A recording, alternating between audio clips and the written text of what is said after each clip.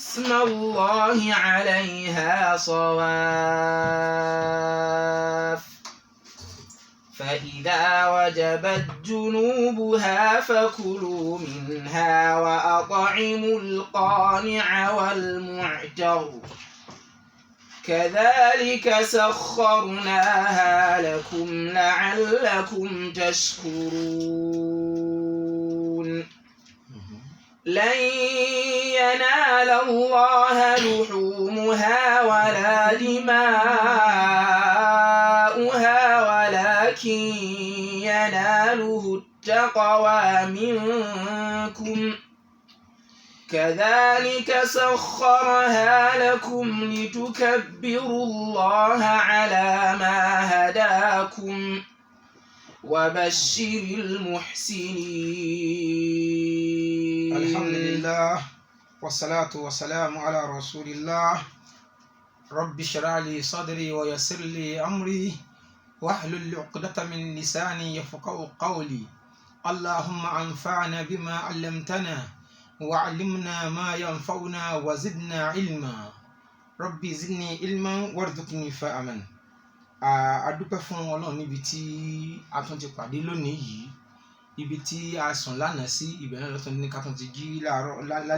látún jí padà lónìí. Àtàwa àtẹ̀yin tí ẹ̀ ń gbọ́ wa nílé, Ọlọ́run mọ́sá gbà á lẹ́sìn fún wa. Níbi tí a bá tafsiri wa dé lánàá, òun níbi tó Olúwa ti ń ṣe àlàyé irú ẹran tí a máa pa láti fi ṣe ìjọsìn. Tó sì já sí pé irú ìjọsìn, irú ìfi ẹran ṣe ìjọsìn sí Ọlọ́run, Olúwa jẹ́ kó yé wa pé kì í sórí Ànábì wa Muhammad nìkan ló ti bẹ̀rẹ̀, bí kò ṣe pé bó ti ṣe wà nínú ìlànà àwọn òjíṣẹ́ Ọlọ́run tó ti ṣíwájú ẹ̀ ni. Bákan náà nínú àwọn ọ̀rọ̀ tí ibi tí a parí ọ̀rọ̀ wa sí ni pé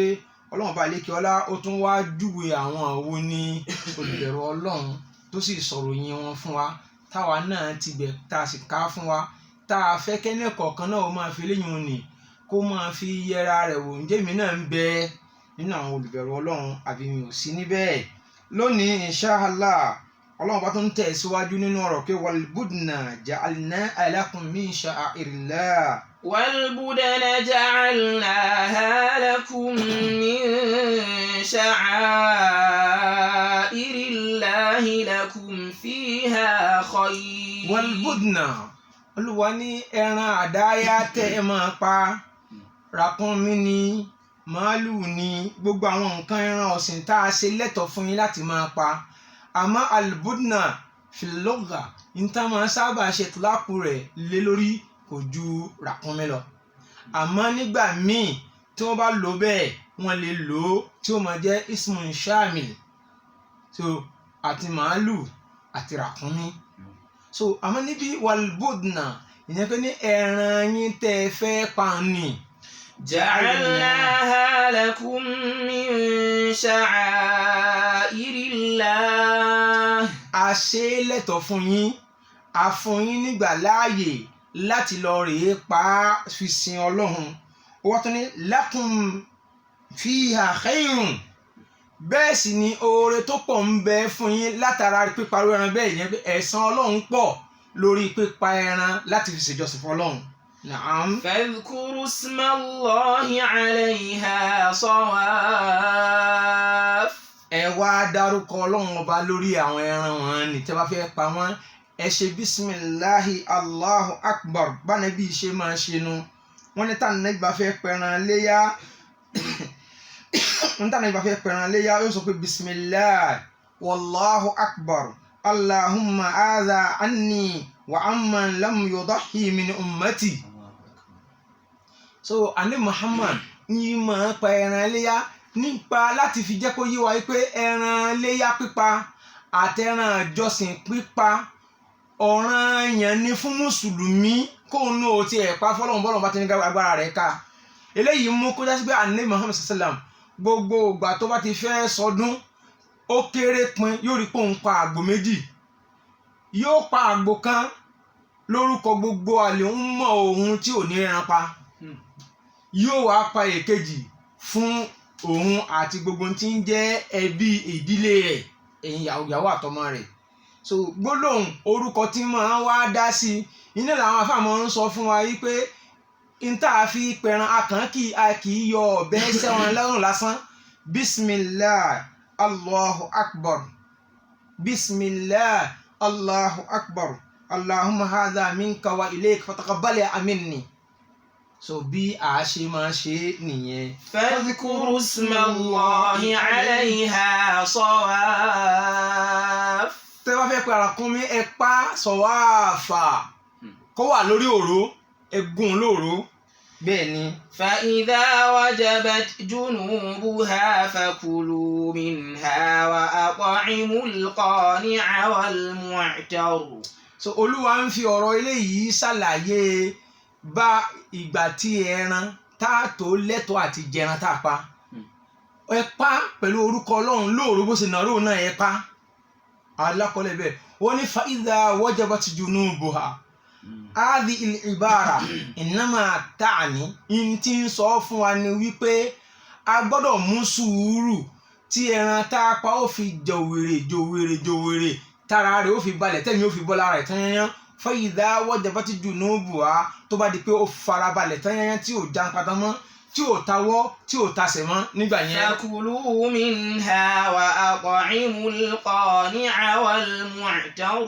Fakulu nígbà yẹn ló tó wá tó di ntẹ̀lé lọ rèé ṣètò bí ó ṣe di jíjẹ. Àmọ́ ẹ kàn wá pátán ẹ sì ń lẹ́sẹ̀kẹsẹ̀ kò tí ì jà kò tí ì ṣègbà tẹ́ ẹ fi bọ́ síbẹ̀ ṣẹ̀ríà Islam ò fara mọ́ rárá àtẹ̀rà kò bójú mu wọn kì í kọ́ra Islam ò gbà láyè bẹ́ẹ̀. Ẹ jẹ́ kára rẹ̀ ó balẹ̀ tára rẹ̀ bá balẹ̀ tán tẹ̀mí bọ́ lára rẹ̀ ìgbà yẹn ló tó lè di ní tá a sọ pé eléyìí à ń fi eléyìí tún pe àwọn apa ẹran kódà à ń pe àwọn alápatà à ń pe àwọn abánipa ẹran nílé lọ́dún ni àbí fún nǹkan náwó tí wọ́n bá ti pa màálù tán kán jẹ́ kí ẹ̀mí ó bọ́ lára rẹ̀ kó tó di pé wọ́n ó sọ karosín sí wọ́n ó sọ náà sí. Eléyìí ò bá mu nínú hadith marfu ó la tu'ajjilu nufusa an talhaqa. Ẹ má kánjú ẹ jẹ́ kẹ́jẹ̀ ó dá lára ẹran tẹ́ ẹ bá pa ẹ jẹ́ kẹ́mi ó bọ́ lára rẹ̀ kó tó di pé ẹ máa sọná sí ẹ lẹ́ fẹ́ sún ẹ máa sọ̀bẹ́ sí pé ẹ fẹ́ hun kún ẹ máa domi gbóná sí lára pé ẹ fẹ́ fárun ara rẹ̀ ẹ má ṣe bẹ́ẹ̀ mọ́ kò dáa. فإذا وجبت جنوبها فكلوا منها وأطعموا القانع والمعتر. tó bá di pé ẹ̀mí bọ́ tán tẹ́ ẹ ṣètò rẹ̀ oníkùlù minha ìyẹn pé ẹ lè jẹ nínú ẹran ọdún iléyá yín kìí sí ìwọ̀ kẹ́ni tó pa ẹran ó jẹran lára ẹran tó pa kìí sí ìwọ̀ kálálà hájì tó lọ sí hájì tó pa ẹran kó jẹran nínú ẹran tó pa fi jọ́sìn fọlọ́run. Bákan náà wà á ti mú wà á ti imú al-qani'a wal-mu'tarra ẹ tún wá fi ṣe sàárà. So júmùlà yìí ń sọ fún wa pé ní ẹ̀dá ẹran yín sí mẹ́ta ẹ̀dá ẹran iléyá yín ẹ̀dá sí mẹ́ta ìdá kan fún ẹ̀yin ìwọ́tọ̀ ọpẹran àtàwọn ìyàwó àtọmọ rẹ tẹ̀jọ̀jọ̀ jẹ́ nínú ilé kùlùmí ní àná wà á ti ìmùlẹ̀kọ́ọ̀nìà ní àwọn bí ọ̀rẹ́ rẹ tó súnmọ́ ọtọ́ ọmọ pé wọn ò ní tí wọn ò sì nílé béèrè pa mú tiwọn pín tiwọn sọ́tọ̀ ìgbín kan nínú rẹ̀ fi ránṣẹ́ sí kọ̀ọ̀kan nínú wọn kódà àbúrò rẹ ni tó wà nílé ọkọ ní àbúrò rẹ tí wọn náà rí pé àbẹ́gbọ́n rẹ àbí àgbàlagbà kan ẹbí kan tó rí pé ó súnmọ́ ọ tó sì rí pé ó ṣeé ṣe kó mọ́pá èyí tó ń fẹ́ni tó ti pa lẹ́ran. Ẹ jẹ́ ká kí sáàrin a kì í fún ẹni tó ti pẹran lẹ́ran mọ́. Àwọn tó pọ̀ tí ò pa yìí ń bẹ ńlẹ̀ẹ́lẹ̀ kódà tó wá ní kódà ìdá mẹ́ta ni mo dá kalẹ̀ lẹ́ àwọn tí mo ní mo fẹ́ fún yìí o tó jẹ́ tọ̀rẹ́ tó jẹ́ tàwọn ẹbí mi ọwọ́ á rí i pé ọ̀pọ̀ wọn náà ló ti pa fẹ̀ẹ́kán darí rẹ̀ kọ ọ̀dọ̀ àwọn aláìní al-mu'tarra làwọn alágbe tó máa ń yajú lé káàkiri tí wọ́n dúró tí ọgbà gbàgbà pé ẹ dákun àárín nǹkan fi sọdún ẹ bá wá nǹkan irú wọn náà ní al-mu'tarra. So al-qani'a kò ní àmọ́ kò ní béèrè al-mu'tarra òun ó béèrè yóò ṣàgbé náà gbogbo wọn bá nílẹ̀ fún. كذلك سخرناها لكم لعلكم تشكرون. Olúwa ní bá a ṣe ṣe nìyẹn a sì ṣẹ̀ wọ́n rọ̀ fún yín àwọn ẹran tẹ́ ń pa nì àwa la ṣẹ̀ wọ́n rọ̀ fún yín bọ́lọ́hún ò bá ṣe ẹran rọ̀ ni kò sí ń tàn láyé kò sí ń tàn ẹran ewúrẹ́ bó ṣe rí un bọ́lọ́hún ò bá ṣe ẹ rọ̀ kò sẹ́ni tó lè fọ̀bẹ́ sí lọ́rùn fipá àmọ́ Olúwa ní kadhalika sakharna alakum a ṣẹ̀ ẹ rọ̀ fún yín láti máa rí ipa jẹ láti máa rí múlò la'allakum tashkurun kẹ́lẹ́ bá a dúpẹ́ fọlọ́run ọba lórí ẹ̀ ni so ìtumọ̀ rẹ̀ pé ní a kì í wá pa ẹran ní ipa ti ọ̀nà tí ò dáa torí pé àdúpẹ́ fọlọ́run ni a kì í fi iná pa ẹran a kì í fi iná ká fi pa ẹran ààyè bẹ́ẹ̀ náà sì ni a sì kì í fi ẹran ṣèjọsìn fún nǹkan míì lẹ́yìn Ọlọ́run ẹni tó bá ń pa ẹran sídìí òòṣà àbí ń pa ẹran fi bọ Ògún àbí ń pa ẹran fi bọ òòṣà méjì irú ẹni bẹ́ẹ̀ kò sí nínú ẹni tí ń fọpẹ́ fọ́lọ́run torí pé ẹ̀dá tí ń pa òun ni Olúwa ló mọ̀ ọ́n mọ̀ sẹ́ tí ò bá ṣe rọ̀ kò lè rí ṣe. Olúwa ní awalam yaraw anna khalaqna lahum mimma amilat aydina an'aman fahum laha malikun. ṣé wọn ò mọ̀ pé àwa la fọwọ́ ara wa dá àwọn nǹkan wọ̀nyí táwa kó sí ìkápá àwọn kẹ́kọ̀ọ́ kan wọn mú wọn lò kí wọ́n máa lò wọ́n bá ṣe fẹ́. وَذَلَّلْنَاهَا لَهُمْ فَمِنْهَا رَكُوبُهُمْ وَمِنْهَا يَأْكُلُونَ. Olúwa ní àwa ṣe àwọn ẹ̀dá wọ̀nyẹn rọ̀ fún wọn àwọn tẹ́ ń rí gùn ń bẹ nínú wọn àwọn tó jẹ́ pé jíjẹ ló wà fún lásán ń bẹ nínú wọn. so tí ń túmọ̀ sí pé ọ̀nà àti fi dúpẹ́ fọ́lọ́run náà ní ká pa á Olúwa ti ní ká pa á Ànábì Muhammad sallallahu alayhi wa sallam ó ní inna Allaha kataba al-ihsana ala kulli shay'in Olúwa pàṣẹ pé ẹ ṣe dáadáa gbogbo tó bá fẹ́ ṣe dáadáa ó ní fa idha qataltum fa'zinul qitla gbogbo ìgbà tẹ́ bá fẹ́ pa nǹkan ẹ rí pé ẹ pa dáadáa ẹlẹ́kọ̀ọ́ bá a ṣe pa nǹkan ẹni tó bá mẹ́ràn pa ni ẹjọ́ pa ẹ mọ̀ jẹ́ wọn géńgé kúgẹ̀ ẹ mọ̀ jẹ́ kàn tọ̀bẹ́ kó wò kó ń lágbára kó kàn tọ̀bẹ́ ti lọ́rùn idha qataltum fa'ahsinul qitla ẹ pa ń tẹ́ bá fẹ́ pa ẹ pa dáadáa wa idha dhabatum fa'adhinul dhabha tẹ́ ẹ bá fẹ́ dú nǹkan ẹ rí pé ẹ dú bó ti tọ́ bó ti yẹ ẹ rí pé ẹ gé iṣan ọrùn rẹ̀ méjèèjì naam. لن ينال الله لحومها ولا دماؤها ولكن يناله التقوى منكم. لن ينال الله لحومها Olúwa tí wọ́n ṣàlàyé síwájú pé ẹran iléyá tá a ní ẹ pa àní tá a fi ṣe ẹran iléyá tá a ní ẹ pa àlẹ́jẹ̀ rẹ̀ mu ẹran iléyá tá a ní ẹ pa kò sí eegun rẹ̀ ò ní wúlò fáwa ọ̀rá ara rẹ̀ ò sí ní tí ó ṣe fún wa nídìí rẹ̀ lan yanala Allaha luhumuha ẹran rẹ̀ ò ní dọ́dọ̀ Ọlọ́run pé àwọn àti ẹran rẹ̀ síwájú Ọlọ́run pé kó máa jẹ́ kọ́ wala dima'uha ẹ̀jẹ̀ ẹran iléyá tá a ní ẹ pa kò sí tọ́nà wọn fi ṣe kò ní dọ́dọ̀ Ọlọ́run ìwọ náà rí inú ilẹ̀ náà ni ó gbẹ mọ́ ibẹ̀ náà lòjó pa mọ́. ولكن يناله التقوى منكم. Allah ẹnu pé déédéé ntọ́lọ̀ ń fẹ́ lò lára ẹ̀pẹ̀ràn léyà fún mi kò ju ìbẹ̀rù Ọlọ́run bá lọ. so ajá pé ìbẹ̀rù Ọlọ́run là á fi paléyà ìbẹ̀rù Ọlọ́run tá a fi paléyà là á fi gba ládàá là á fi gbẹ̀san lórí pápá iléyà gbogbo ẹni tó bá fẹ́ paléyà ajá sí pé àyà yìí ń jẹ́ kó yí wa pé ní gbogbo ntọ́ bá fẹ́ ṣe bil ikhlas má fi kárí mi kún un tẹ́kọ̀ lọ́nà bá fẹ́ ṣe fún lóòótọ́ o torí pé Ànábì Muhammad sallallahu alaihi wasallam ó sọ bẹ́ẹ̀ pé Ọlọ́run sọ pé ana agna shuraka'i ani shirk man amila amalan ashraka fihi ghairi ma'i taraktuhu wa shirkahu èmi Ọlọ́run mo rọrọ̀ kọjá kẹ́nìkan ó da èmi àtẹnìkan papọ̀ sínú ìjọsìn rẹ̀ gbogbo ẹni tó bá ṣe iṣẹ́kíṣẹ́ kan gẹ́gẹ́ bá a ti ń ṣe ládùúgbò wa yìí ẹran mi gbọ́dọ̀ ju ti lágbájá lọ kódà ẹlòmíì bàjẹ́ dépò pé tó bá rí i pé ẹran aládùúgbò nǹkan ó tóbi jù ládùúgbò yóò sì lọ wá ìmíì tó tóbi jù ẹ lọ torí pé kò fẹ́ kíta aládùúgbò òun tó kò fẹ́ kíta ẹnìkan kan fún tóun so eléyìí ń kọ́ sí bẹ̀rẹ̀ Ọlọ́run kò sí nítorí ìbẹ̀rẹ̀ Ọlọ́run ó ti di kárí mi nù ẹlòmíì lè torí rẹ̀ yóò wá ọ̀rọ̀ náà tó wá tí ò wá nínú ipa òun sì lọ pa màálù ńlá wípé kọ́mọ́kọ́ màálù ńlá tágbára rẹ̀ bá ka ó wọlé yá bó bá gbéra fún mẹ́kalẹ̀ ó wọlé yá àmọ́ àníyàn wo lọ fi gbé kalẹ̀ ẹlẹ́. walakin yanaluhu taqwa minkum. tá a bá sọ fẹ́lòmíì wípé ṣẹ̀ríà ìsìláàmù gbà ọ́ láàyè pé èèyàn méje lè pawọ́pọ̀ parakànmí èèyàn méje lè pawọ́pọ̀ kún pa màálù tó sì jọjọ gba aládàá rẹ̀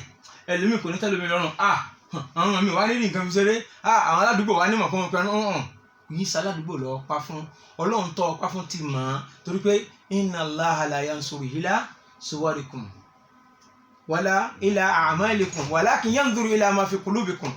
ọlọ́run ò ní wo àwọ̀ yín ẹwà yín bẹ́ẹ̀ ṣe yáyì tó kò sí tó kan náà wala ila a'malikum kò ní wo ṣẹ́ yín bẹ́ẹ̀ ṣe perfect lọ náà ń bẹ náà àti ìsinmi bẹ́ẹ̀ tó wala ila amwalikum kò ní wo bí dúkìá yín ṣe pọ̀ tó bẹ́ẹ̀ ni kò ní wo a'malikum kò ní wo àwọn iṣẹ́ yín báwo lẹ ṣe ṣe ó ṣe dáadáa ó neat ó pọ̀ ó pẹ́ ó gùn ó wá bí mo fẹ́ parí kùránì méje nínú Ramadan ńlá mo ṣe méje nǹkan ni ó ka Ọlọ́run láyà tó ṣe nísìn mo gbọ́dọ̀ kí Yásìn wàjábà láàrin òru kan sórí nísìn eléyìí pípọ̀ rẹ̀ kọ́ ni ó ka Ọlọ́run láyà inna Allaha la yansuru ila a'malikum kò ní wo bí iṣẹ́ ń ṣe pọ̀ tó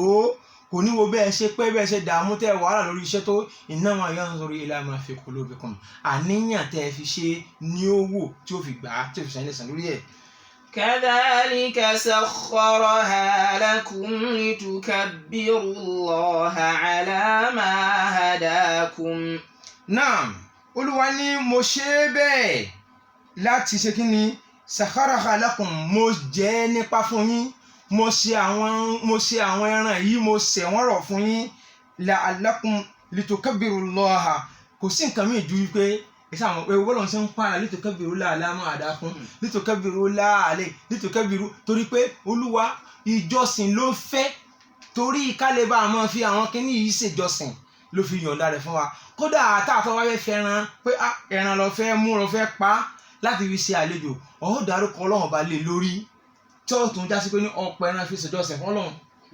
litukabbirullaha ìyẹn pé a ṣe bẹ́ẹ̀ ayọ̀ǹda kẹ́ ẹ ṣe bẹ́ẹ̀ láti máa fi jọ́sìn fáwọn Ọlọ́run litukabbirullaha ala ma hadakum láti máa gbé títóbi Ọlọ́run láti gbé títóbi fọ́lọ́run láti gbé orúkọ Ọlọ́run wa tóbi lórí wípé ó ṣe yín lẹ́ni ìmọ̀nà kò ṣe yín lẹ́ni àánú ó jẹ́ kẹ́ mọ ohun tó tọ́ ó jẹ́ kẹ́ mọ ohun tọ́lọ́run fẹ́ ó sì jẹ́ kẹ́ lè máa ṣe ló fi ní ẹ máa ṣe bẹ́ẹ̀. wa bashiril muhsinin. Olúwa ní al-muhsin ẹni tó bá ṣe ń ta ní kó ṣe yìí tó bá ṣe dáadáa Olúwa ní ẹ bá ń fún ní ìròdùnú. wa bashiril muhsinin al-muhsinu lẹni tó ṣe nǹkan ní ìbámu bá a ti ní kó ṣe kò fi ìfẹ́ ẹnu rẹ̀ kún kò sì ṣe é níṣe ti kárí mi muhsin ó ṣe ń ta ní kó ṣe ó sì ṣe perfectly. Na'am. Inna Allaha yudafi'u 'anil ladhina amanu inna Allaha la yuhibbu kulla khawwanin kafur. Na'am. Ọlọ́run bá lè kí ọlá parí ọ̀rọ̀ àlàyé nípa ẹran iléyá àtàwọn ẹran àjọsìn àti gbogbo ọ̀nà bá a ṣe pa àti tí ń fẹ́ tí ń retí ìdí tó fi ní ká pẹran ó parí àlàyé rẹ̀ wọ́n ní inna Allaha yudafi'u 'anil ladhina amanu bisharatu difa' 'anil mu'minin ó wá fẹ́ fún ànábì ní ìròdùnú pé ìwọ ànábì o èmi Ọlọ́run ọba Allah tí mo rán yín níṣẹ́ èmi náà lẹni tí máa dáàbò bo gbogbo mùmínì èmi ní máa dáàbò bo yín ẹ̀yin mùmínì olúwàgbọ́ òdodo. Inna Allaha la yuhibbu kulla khawwanin kafur. Olúwa ní ẹ̀sìn lọ́wọ́ mọ̀ pé mi Ọlọ́run ọba yìí mi ò nífẹ̀ẹ́ sí kulla khawwani gbogbo oníjàmbá bó ti wù ó lè rí bó ti wù ó lè tó bó bá ti níjàmbá nínú iṣẹ́ rẹ̀ tí jàmbá bá ti ń bẹ nínú ọkàn rẹ̀ Olúwa ní kì í ṣe ní nífẹ̀ẹ́ sí lọ́dọ̀ tèmi Ọlọ́run. Al-Kafur aláìmoore gbogbo ẹni tó bá yẹ aláìmoore tó gbogbo tí ń bá ṣe kò ní ṣe nítorí tèmi àfi kó ṣe nítorí kárí mi irú ẹni bẹ́ẹ̀ Ọlọ́run ní kò í ṣe ní nífẹ̀ẹ́ sí lọ́dọ̀ èmi Ọlọ́run torí pé alaysa Allahu bikáfin abidahu ẹrú Ọlọ́run ní ẹ jẹ́ kó lọ rí yín pé ẹni tó bá jẹ́ ẹrú èmi Ọlọ́run tòótọ́ èmi Ọlọ́run ti tó fún láti tó ń dáàbò bò máa protect ẹ̀. àmọ́ báwo là á ṣe jẹ́ ẹrú Ọlọ́run tòótọ́? ìjẹ́ ẹrú Ọlọ́run tòótọ́ méjì náà ni gbogbo ń tó bá ṣe rí i dájú pé ọmọ òfin Ọlọ́run lórí ẹ̀. number 1 rí i dájú pé kí lòfin Ọlọ́run wí lórí rẹ̀, òfin Ọlọ́run ní ṣe, ìgbà yẹn kó wá ṣe. tó bá wá ṣe wàá wá ṣe khalisan lillah, wàá wá ṣe ní tìtorí ìtọ́lọ́run. mọ òfin Ọlọ́run tó ní kó má ṣe tọ́ ọ sì jìnnà sí i pẹ̀lú àníyàn pọ́lọ́ ló ní má ṣe é. ẹlòmíì ó mọ sá fún nǹkan mi láìkí ẹ̀ nínú no ẹlòmíì kì í mutí lóòótọ́ àmọ́ kì í ṣe òfin Ọlọ́run ìjọ mutí kò láìkí ẹ̀ ní rárá. sọ pé Ọlọ́run lòun ò fẹ́ ẹ̀ torí pé yí àníyàn rẹ padà lónìí pé àṣàpọ̀ lòun ò fẹ́ ni wọ́n náà ò fi fẹ́ ẹ̀ láìkí ẹ̀ ní. ajá sí pé ní tó bá dọ̀la lónìí tó bá dọ̀la o lè láìkí ẹ̀ padà. so hidan olúwa Ọlọ́run bá lè kí ọlá inna Allaha la yuhibbu kulla khawanin kafurin. gbogbo ẹni tó bá jẹ́ oníjàmbá ẹ̀dá aláìmoore tí kì í fi ọ̀rọ̀ Ọlọ́run síbi tó bá wà àfi kó máa lọ́rọ̀ Ọlọ́run lọ́rùn. Naam. أذن للذين يقاتلون بأنهم ظلموا وإن الله على نصرهم لقدير. Allah. Aya tí a fà kà yìí àwọn àfà ní hiya awwalu ayatin lil jihad. hiya awwalu ayatil jihad. àkọ́kọ́ aya tó kọ́kọ́ sọ̀kalẹ̀ fún Ànábì sallallahu alaihi wasallam tó sọ pé kó gbìjára rẹ̀ kóhun náà tàbí ọbíọ́ kó gbára rẹ̀ lẹ̀ lọ́wọ́ àwọn aláìní lọ́wọ́ àwọn kèfèrí. Olúwa ní udhina, ẹ mọ̀ wo ìbára yẹn, ó ní ìyọ̀ǹda dé, àṣẹ dé lilladhina yuqataluna fún àwọn tí wọ́n ń yàn án jẹ, fún àwọn tí wọ́n ń jà lógun, fún àwọn tí wọ́n ń rẹ́ wọn jẹ, àwọn tí wọ́n ń ṣàbòsí sí. bí annahum zulimu. Olúwa ní kò sí nǹkan kan míì ju wípé wọ́n yàn wọ́n jẹ lọ, wọ́n sì ń ṣàbòsí sí wọn, wọ́n ń dájú wọn, wọ́n ń lé wọn nílé láìṣẹ̀ láìrò, wọ́n ń ba nǹkan wọn jẹ́, wọ́n ń fìyà jẹ wọ́n. Olúwa ní ìyọ̀ǹda ti wá dé báyìí fún gbogbo ẹ̀yin tí wọ́n ń fìyà jẹ, tí wọ́n ń ṣàbòsí yín. wa inna Allaha ala nasrihim laqadir. bó tiẹ̀ já sí pé agbára èmi Ọlọ́run ká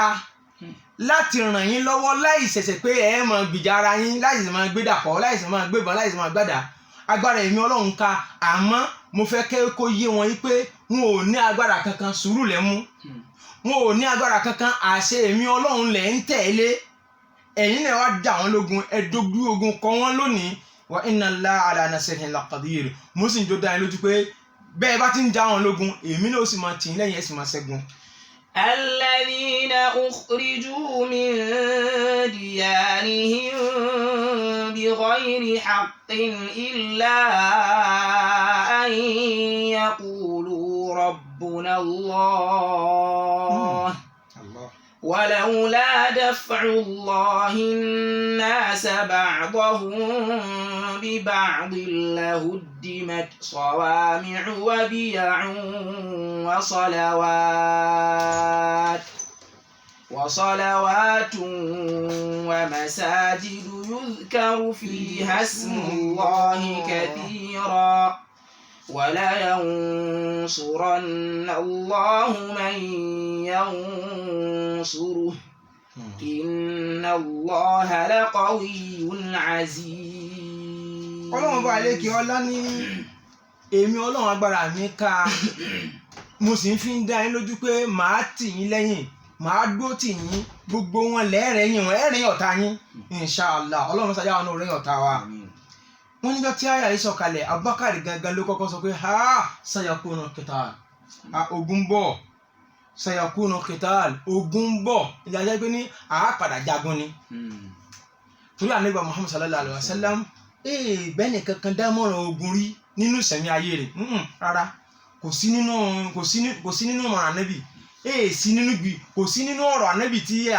tí aṣíwájú máa ń sọ fẹ́ ròyìn rárá. kódà ó gá àṣàdépò wípé àwọn tí wọ́n kọ́kọ́ wá àwọn samanun wà ní láti ìlú Medina àwọn bíi 100 ó lé nǹkan kan tí wọ́n wá gba ìsìláàmù láti ìlú Medina. Wọ́n wá ń sọ fún Ànábì pé àwọn Taif tá a gba ọ̀dọ̀ wọn kọjá yìí ẹ jẹ́ ká kọ́kọ́ lọ jà wọ́n lógun. Ànábì ní lamma umirtu bidhalik lamma umaru bidhalik àṣẹ ò tí ì dé pé kí n sọ kí n jẹ ẹnìkan kan lógun. So nígbà tó wá yá táṣẹ wá dé kí ni ọlọ́run ẹgbẹ́ alladhina ukhriju min diyarihim bighayri haqqin. Olúwa wa ń tún àròsí ìbínú wọn pé àwọn tí mo ní kí wọ́n lọ jagun yìí náà làwọn tó gbé ukhriju min diyarihim bighayri haqqin. Àwọn ọ̀tá lé wọn jáde láì dáná, wọn ò bàyàwó ọba, wọn ò bọ́ba àlú dupò. Ukhriju bighayri haqqin, wọn ò balẹ̀ jẹ́, wọn ò lọ dáná, wọn ò dáná kankan. Illa an yaqulu rabbuna Allah. Yàtọ̀ sí wípé a gbà pé ọlọ́run ọba tó dá wa yìí náà lọ́lọ́run tá a máa sìn. Àwa ò ní sin òòṣà, àwa ò ní bá yín sin òòṣà tiyín tẹ̀ ń sìn. Ọlọ́run tó dá àwa làwọn ó máa sìn. Gbólóhùn náà nìkan náà torí ẹ̀ṣẹ̀ náà dẹ́lẹ́ṣẹ̀ sí. Na'am. ولولا دفع الله الناس بعضهم ببعض لهدمت صوامع. Náà Olúwa ní wàláwòlá ṣé bí bá sì ṣe wípé àwa Ọlọ́run là ń fi ara yín tira yín, bí ìbá ṣe pé à ń fi ara yín tira yín ẹ̀yin mùsùlùmí, bí ìbá ṣe pé à ń fi apá kan nínú mùsùlùmí àfi ń gbìjà apá kan lahudimati sawami, gbogbo tí ń jẹ́ lé ìjọsìn kéékèèké ni wọn ò bá ti wó dànù. Bí ìbá ṣe wípé àṣẹ àwọn Ọlọ́run ẹ̀rù jẹ̀jẹ̀ tí ń bẹ lára mùsùlùmí so ṣe lahudimati sawami, gbogbo lé ìjọsìn kéékèèké Olúwa ni wọn bá ti wó dànù. Wàbíyà àwọn ilé ìjọsìn ńláńlá wọn ò bá ti wó dànù. Wa salawat. Àwọn kèfèrí Mákà ńjọ́ náà lọ́hùn-ún wọ́n rẹ́dì láti máa wó gbogbo tí ń jẹ́ ilé ìjọsìn. Àwọn ilé ìjọsìn Yahudi wọ́n rẹ́dì láti máa wó, àwọn ilé ìjọsìn àwọn Nàsárà wọ́n rẹ́dì láti máa wó. Wa salawat, gbogbo bí tí àwọn Nàsárà tí máa ń ṣe ìjọsìn tiwọn là ń pè ní salawat. Bí'un ni ibi tí àwọn Yahudi tí máa péjọ bí stadium tí ó gba èèyàn lọ rẹpẹtẹ. So èyí tó jẹ́ kékeré ibẹ̀ là ń pè ní sọ̀wámì, ilé ìjọsìn kéékèèké. Bóyá bí ìgbà táwọn afá kọ́ mọ́sálásí sínú ilé, táwọn afá kọ́ mọ́sálásí sára ilé, àwọn sọ̀wámì ọ̀nà. Àmọ́ bíyàwó ni ilé ìjọsìn gbogbogbò tí wọ́n ti lọ pàdé, àmọ́ táwọn Yahudi náà wọ́n ń lò fún. Wa salawat táwọn Nasara náà. Àwọn wal masajid. ومساجد يذكر فيها اسم الله كثيرا. Ọ̀pọ̀ àwọn mọ́sálásí náà ni wọ́n bá ti wó dànù mọ́ yín lórí. Àwọn ààyè tá a ti rántí Ọlọ́run, àwọn ààyè tí wọ́n ti máa ń ṣèrántí Ọlọ́run lọ́pọ̀lọpọ̀ ọ̀pọ̀lọpọ̀ àwọn ààyè báyìí ni wọn ò bá ti wó dànù, ni wọn bá ti sọdá wóró. Bí ìbá sọlá wípé à ń fi Daf'ullahi an-nasa ba'dahum bi ba'd. À ń fi yín ṣe agbára, à ń fapá kan yín ṣe agbára fapá kan. Tán bá fẹ́ halẹ̀ mọ́ àwọn apá kan, àwọn kèfèrí ìṣúná òkè àwọn kan mọ̀ràn tún dúró lọ́kàn kan. Àwọn ilé tábà máa halẹ̀ mọ́ àwọn ilé tábà máa hàn ilé mọ́, àwọn ilé náà mọ̀ sí yọ sí wa lójijì oníbí ìbá sọlá bẹ́ẹ̀. Ajá sí pé Islam Ọlọ́run ní mójú tó tipẹ́tipẹ́, kọ́lọ́run bá lè kí ọlá kó má fi Islam lẹ̀ kó sì má fi mùsùlùmí lẹ̀. Àkókò yìí àwa náà fi ń sọ fún àwọn ìjọba, àkókò yìí a ní ìdìbẹ́ lọ́hùn. Òní ní òru 21 Ramadan. Òní ní 21 Ramadan tí í ṣe òru àkọ́kọ́ nínú 10 tánàbí sallallahu alaihi wasallam sọ wípé ká wá Laylatul Qadri sí. Laylatul Qadri nínú àwọn òru abiyì, òru alálùbáríkà, òru tọ́lọ́run máa gbàdúà, òru tí màláíkà ó máa sọ̀kalẹ̀ tí ó máa pínkẹ́, òru ni. Àmọ́ ẹ wo bí tá a bára wa lónìí, ẹni pé káwọn ìjọba wa náà kí wọ́n wò ó ṣe. A sọ pé kí wọ́n ṣí mọ́sálásí, àmọ́ wọ́n ti ṣí ọjà, àbí? Ọjà síré wọ̀rọ̀ndọ̀kú bẹ́ẹ̀ ń gán pọ̀ ju ti mọ́sálásí lọ. Wọ́n ṣí ọjà bí tán bá tún lọ rèé sílé bọ́ọ̀lù kún ó tó ṣí mọ́sálásí, ojú ó tì wọ́n. torí pé lọ́dọ̀ Ọlọ́run gbà pé àsáwọn ẹni yìí ṣẹni tèmi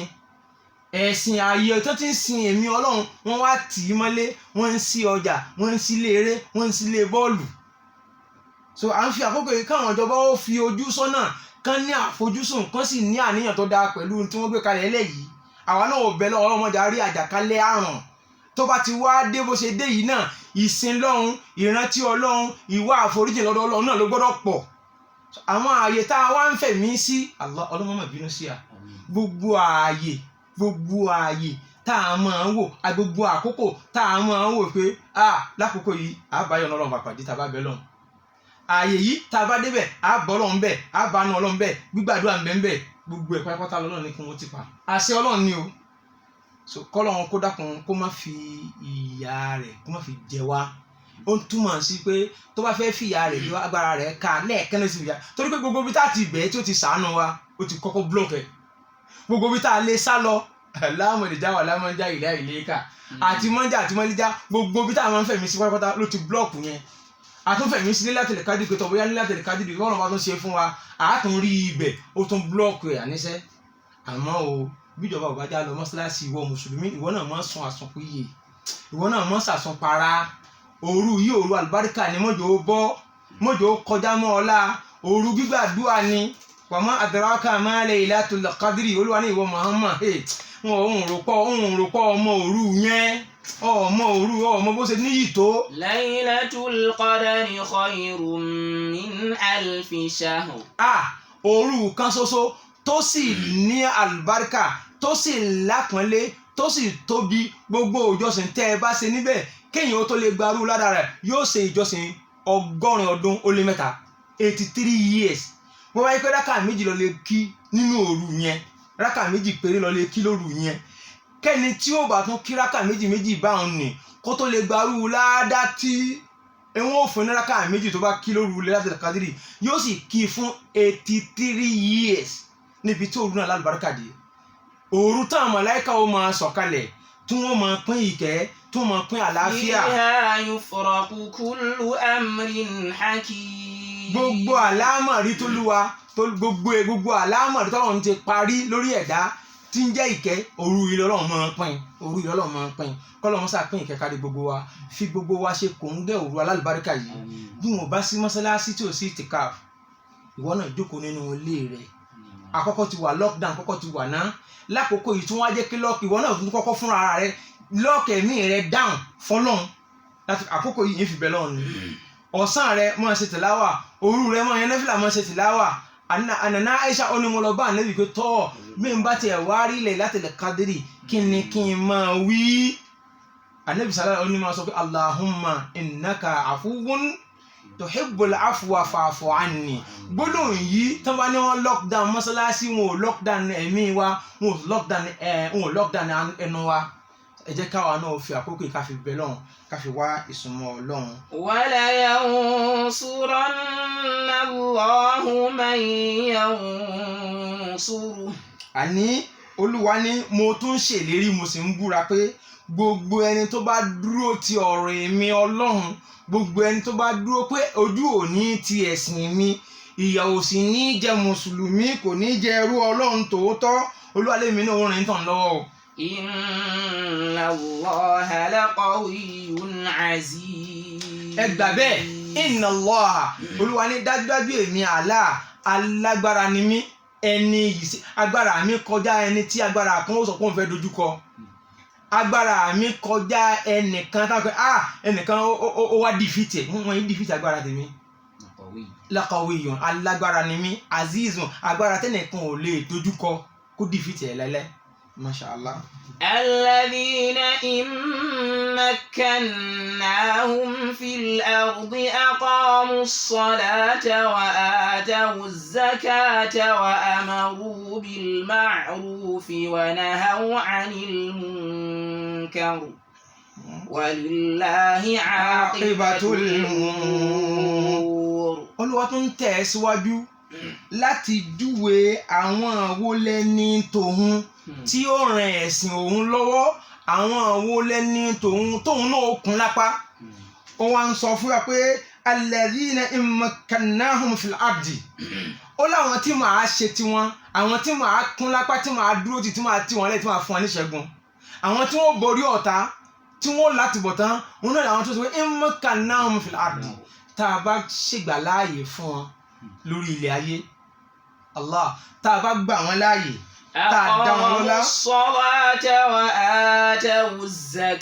z-zakah. tí wọ́n bá rí ìgbà láàyè tọ́kàn wọn balẹ̀ tí ò sógun níwájú tí ò sógun lọ́tún tí ò sí lósì tí ò sí ọ̀tá níbi kankan aqamu s-salah ní tí wọ́n kọ́kọ́ ṣe fọ́lọ́ ni pé wọ́n ò máa mú wọn wá wọn ò ní jẹ́ kí wọn láàyè wọn ò máa kírun fọ́lọ́ àti àti pé nínú ìròyìn àwọn ẹni ọlọ́run náà nìrun Ànábì Muhammad sallallahu alayhi wa sallam wọ́n ní tí Ànábì bá rí ọ̀rọ̀ kan tó bá dínkù díẹ̀ káàtó tó bá fẹ́ bà nínú jẹ́ fọ́tà ila salah ìrun ló sáré lọ kí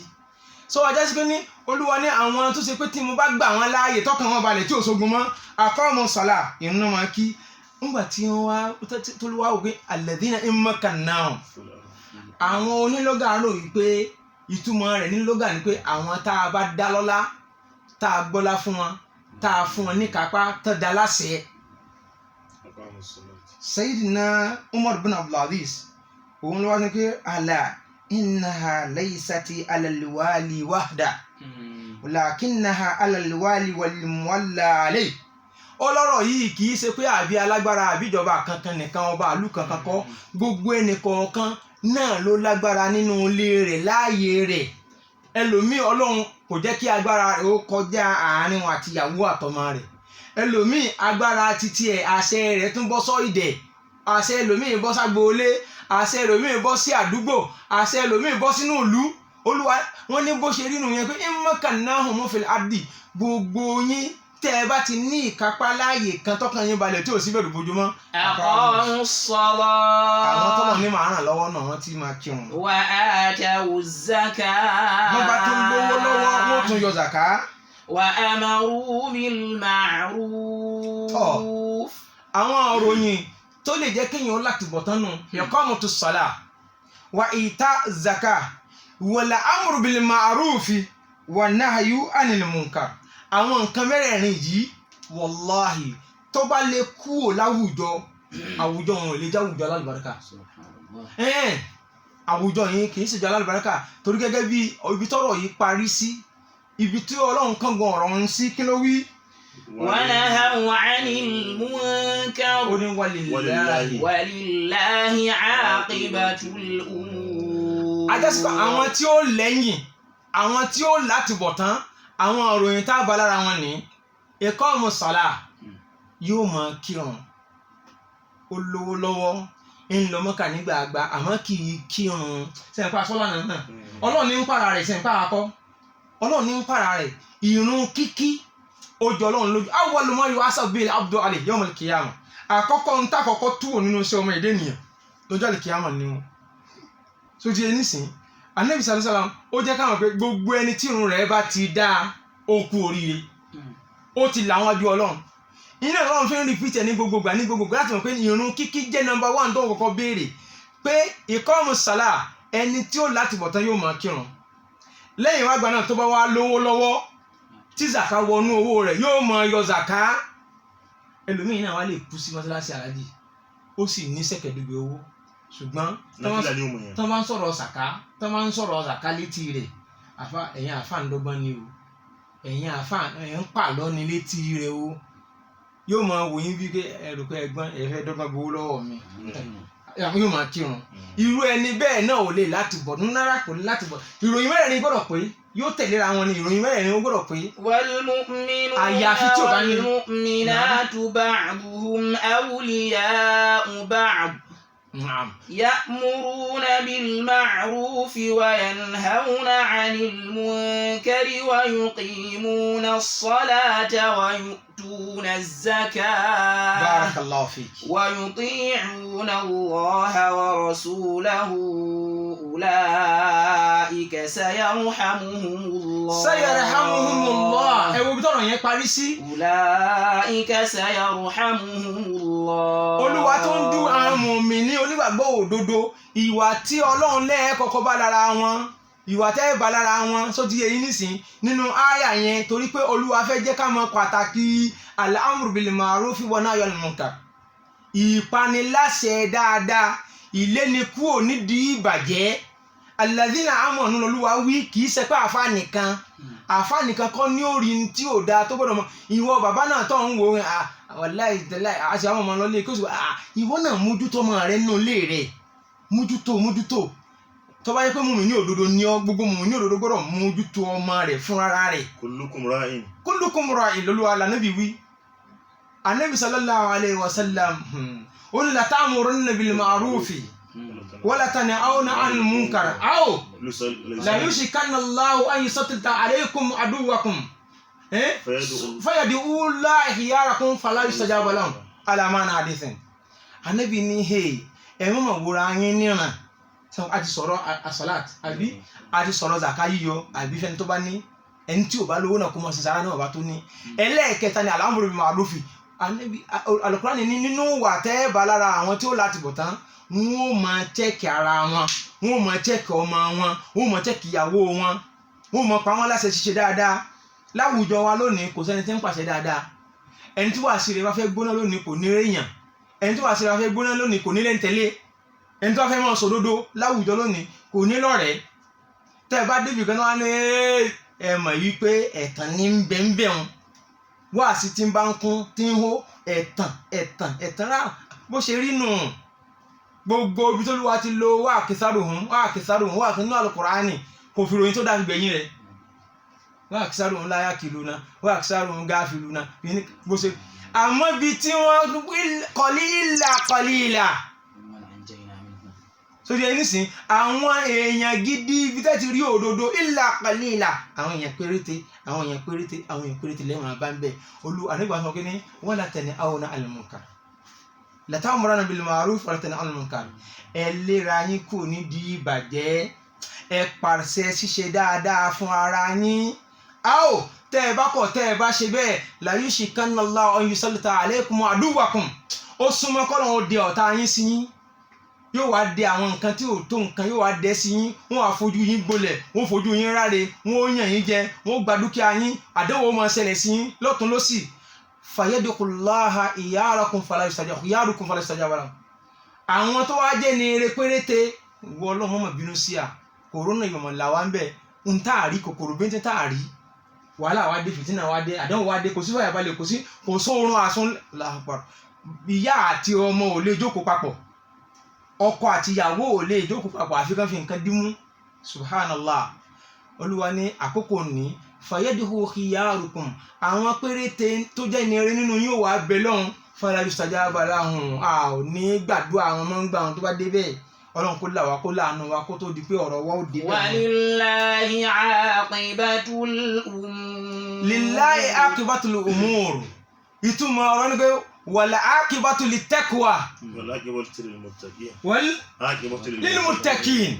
àwọn tí ó láti bọ̀ tán ní walillahi aqibatul umur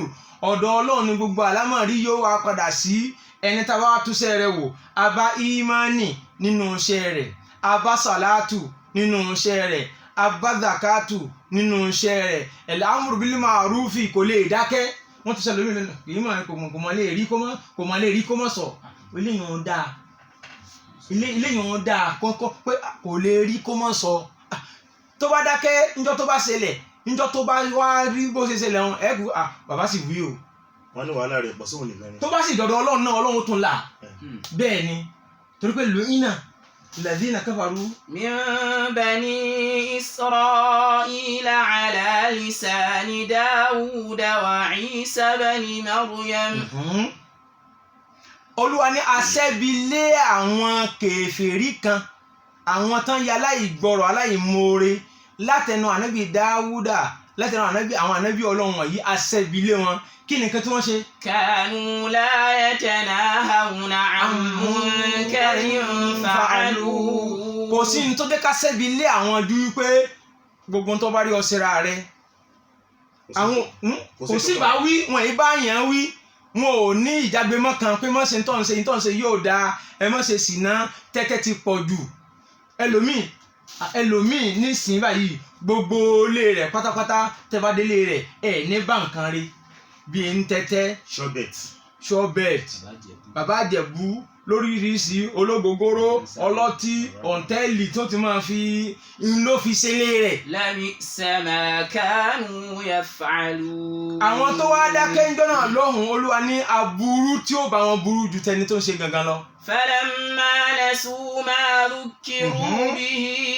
أنجينا الذين ينهون عن السوء وأخذنا الذين ظلموا بعذاب بئيس بما كانوا يفسقون. Olúwa ní nígbà tí gbogbo ti wá gbàgbéra wọ́n ti rámùrá sínú bàjẹ́ anjayna alladhina yanhauna anis-su àwọn tí wọn ò lè dákẹ́ tán ń kígbe ìwà àbàjẹ́ rèé ọkùnrin yìí bọ́kùnrin sùn ọkùnrin yìí fẹ́ra ẹni obìnrin yìí fẹ́ra obìnrin sóbìnrin wọn yìí ṣe lọ wọn ò gbọ́dọ̀ máa fẹ́ra wọn gay kò dáa lesbianism ò dáa tẹ́tẹ́ títa ò dáa igbó tí mu ò dáa gbogbo àwọn tí ò lè dákẹ́ Ọlọ́run níjọ́ tí ìyà dé mo là wọ́n. wa akhadhna alladhina zalamu bi'adhabin ba'is. gbogbo àwọn tí wọ́n dákẹ́ tí wọn ò lọ sún wọn ò lè sọ̀rọ̀ ọjọ́ náà lọ́hùn-ún àtàwọn oníwà bí Olúwa ni mo pa wọ́n pọ̀ mo pa wọ́n run mo fìyà jẹ wọ́n. bima kanu yafsukun. látara pé wọ́n wà pò kí ìtumọ̀ eléyìí ni wípé ẹnìkọ̀ọ̀kan wa ká lè bá a láti bọ̀ tán àwọn nǹkan mẹ́rẹ̀ẹ̀rin ẹja lọ kíyèsí o ìran kíkí zaka yíyọ àwa tá a lówó lọ́wọ́ ká sì má dákẹ́ tá a bá rí ní tí ò dáa pé léyìí ò dáa ẹja sọ bó ti wọlé burú tó Ọlọ́run sàlẹ̀ falyughayyiru biyadihi